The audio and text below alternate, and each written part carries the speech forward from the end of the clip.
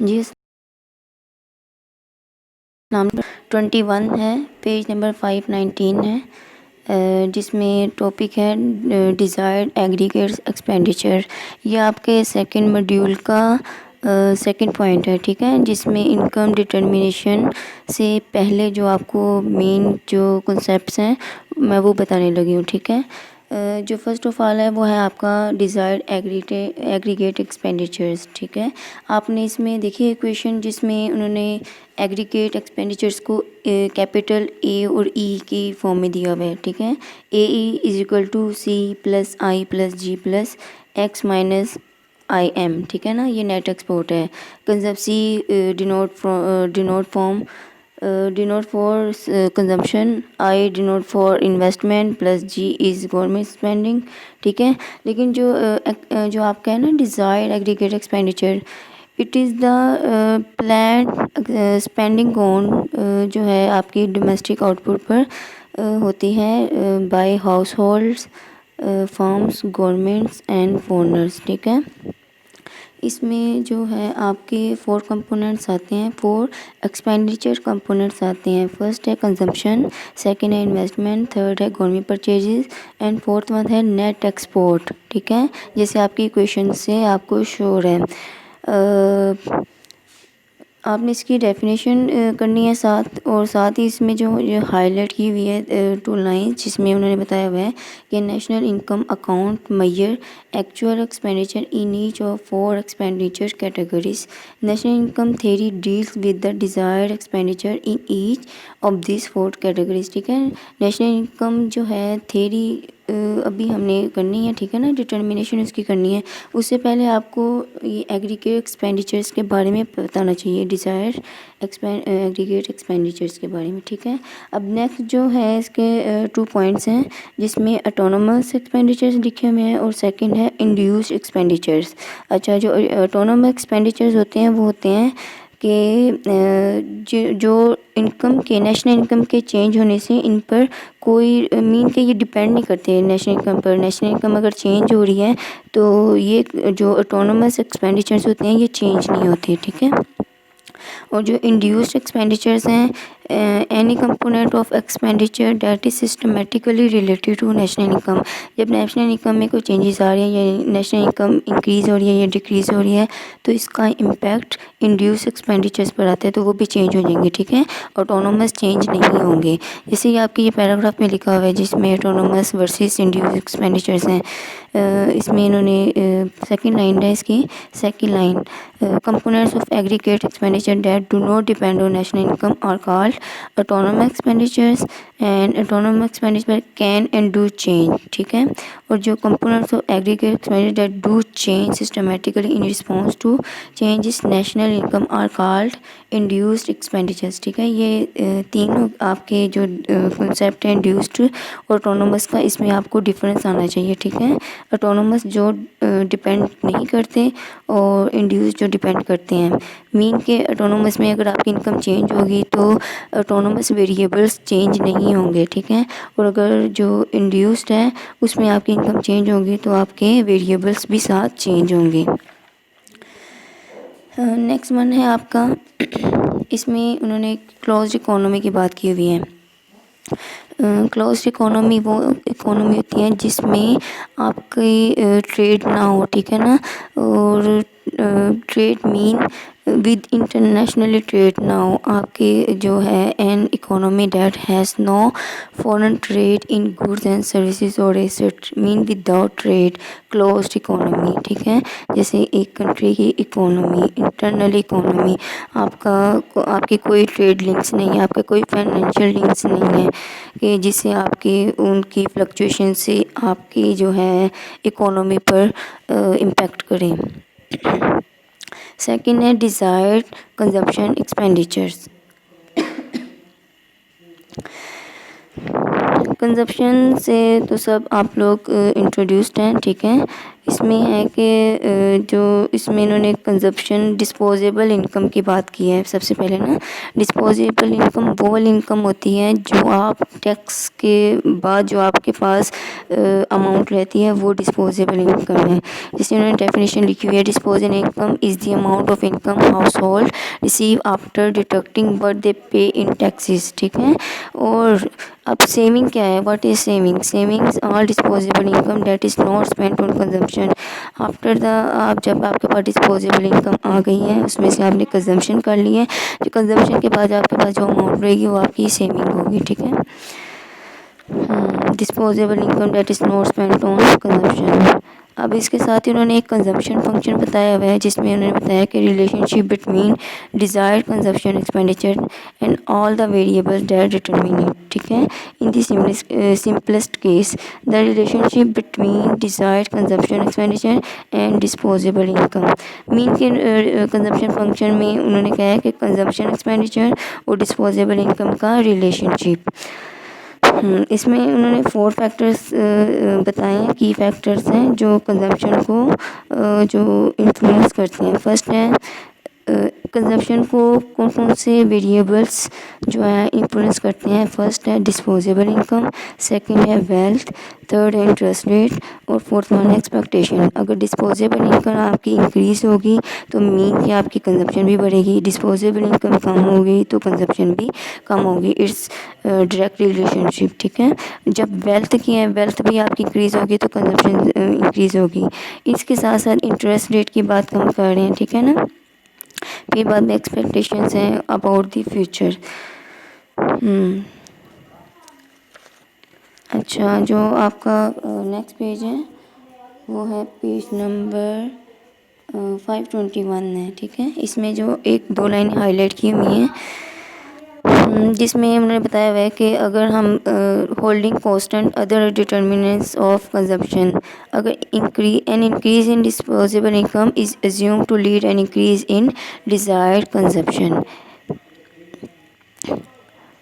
अब नेक्स्ट जो है आपका वो है पेज नंबर 524।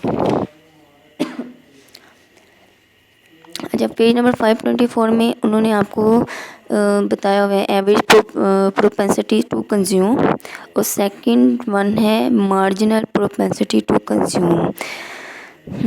एवरेज में क्या है कि आपके पास जो डिज़ायर्ड कंजप्शन है, अगर आप उसको डिस्पोजेबल इनकम के साथ डिवाइड कर देंगे तो आपके पास average propensity to consume value आ जाएगी, ठीक है।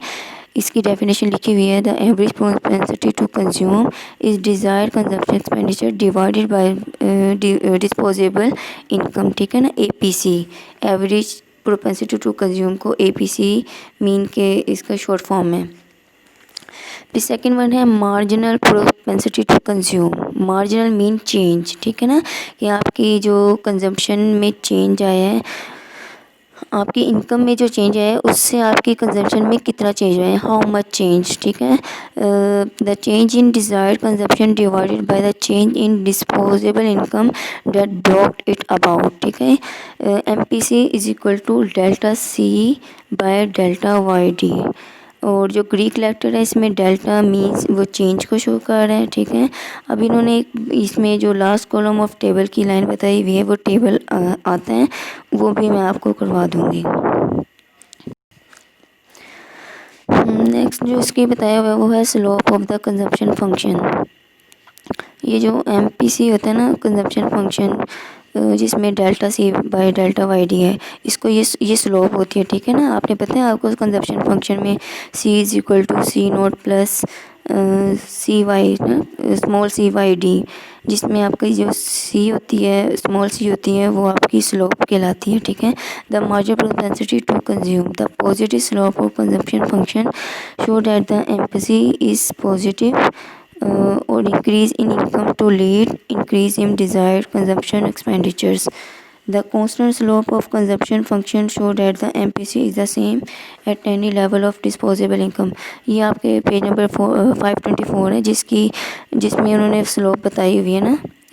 हेडिंग का नेम है the slope of the consumption function. आपने ये भी करना है, ठीक है। फिर नेक्स्ट पर उन्होंने दी 45 डिग्री लाइन का बताया हुआ है। उसमें उन्होंने बताया हुआ है कि जो 45 डिग्री की लाइन है वो constructed by connecting all point where desired consumptions equal disposable income. ठीक है, वो लाइन कंजप्शन फंक्शन की होती है। ठीक है, जिसमें उन्होंने 45 डिग्री की वो लाइन लगाती है, एक स्ट्रेट लाइन, जैसे आपकी सप्लाई कर्व की लाइन होती है ना, इसी तरह आपकी ये 45 लाइन की जो डिग्री की लाइन है वो भी ऐसी होगी।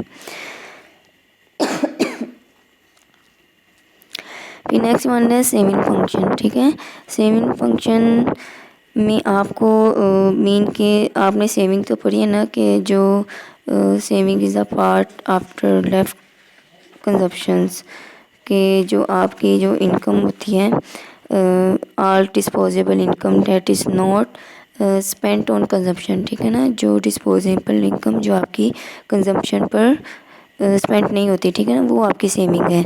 अब इसके साथ जैसे हमने एवरेज प्रोपेंसिटी टू कंज्यूम और मार्जिनल प्रोपेंसिटी टू कंज्यूम पढ़ा था, इसी तरह इसके भी 2 पॉइंट्स हैं, जिसमें है average propensity to save. Mean जो आपकी सेविंग है उसको डिवाइड अगर हम कर देंगे डिस्पोजेबल इनकम के साथ, तो आपकी APS आ जाएगी। ठीक है, जैसे आपके ये 525 पेज पर इसका फार्मूला लिखा हुआ है, S divided by YD, desired saving divided by disposable income.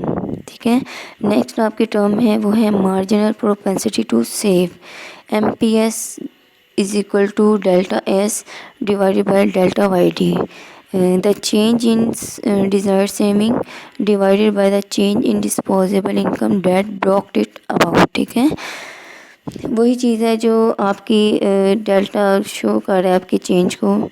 अब इसमें इन्होंने रिलेशनशिप बताया है सेविंग का और कंजम्पशन का। ठीक है, APC और APS। APC आपने पढ़ा था एवरेज प्रोपेंसिटी टू कंज्यूम, और जो APS है वो है एवरेज प्रोपेंसिटी टू सेव। ठीक है, वो कह रहे हैं कि इनका जो सम है वो इक्वल टू 1 होना चाहिए। ये आपके पेज नंबर 525 है, इसका जो सेकंड पैराग्राफ है ना, इसमें ये लिखा हुआ है। और जब अगर आपके ये एवरेज टू कंज्यूम और एवरेज सेविंग है वो इक्वल टू 1 होगी, तो इस मीन जो इनकी मार्जिनल प्रोपेंसिटी टू कंज्यूम और मार्जिनल प्रोपेंसिटी जो सेविंग है वो भी must be sum to also sum to 1। ठीक है, MPC plus MPS is equal to 1। अच्छा, जो because all disposable income is either spent or saved, it follows that the fractions of income consumed and saved must account for all income, APC plus APS equals to 1. Or it also follows that the fractions of any increment to income consumed and saved must account for all the increment, जिसमें आपकी जो MPC है plus MP mean के वही same बात उन्होंने की है, जिसमें एवरेज टू APC और APS है वो इक्वल है 1 के। तो जो सम है वो मार्जिनल प्रोपेंसिटी टू कंज्यूम और marginal propensity to save is equal to 1। ठीक है, आपने ये टर्म्स पहले इसको अच्छी तरह क्लियर कर लें, फिर बाद में हम जाएंगे इसके जो है ना एग्रीगेट्स जो है एक्सपेंडिचर्स के फंक्शंस वो करना है इसके बाद, और फिर करेंगे हम नेशनल इनकम डिटर्मिनेशन। ओके, अच्छा, पेज नंबर जो 527 पर है इसकी समरी लिखी हुई है। ठीक है, इसकी समरी में उन्होंने फोर पॉइंट लिखे हुए हैं। सबसे पहले उन्होंने कंजम्पशन की डिज़ायर कंजम्पशन के बारे में उनकी पॉइंट लिखे हैं, फिर बाद में ऑटोनोमस इंड्यूस कंपोनेंट्स की, फिर बाद में उन्होंने वेल्थ की बात की है, फिर बाद में उन्होंने एक और कंजम्पशन की ही बात की है जिसमें इन्होंने शिफ्टिंग की बताई है कि कंजम्पशन का फंक्शन कब शिफ्ट होगा। ठीक है, कि उसका क्या इम्पैक्ट आता है। ठीक है, ये भी हम करेंगे इंशाल्लाह। ठीक है, ओके, चलिए ठीक है, आप लोग इतना कर लें, तो नेक्स्ट जो आपका होगा वो नेशनल इनकम डिटर्मिनेशन वाला टॉपिक होगा। Okay, thanks.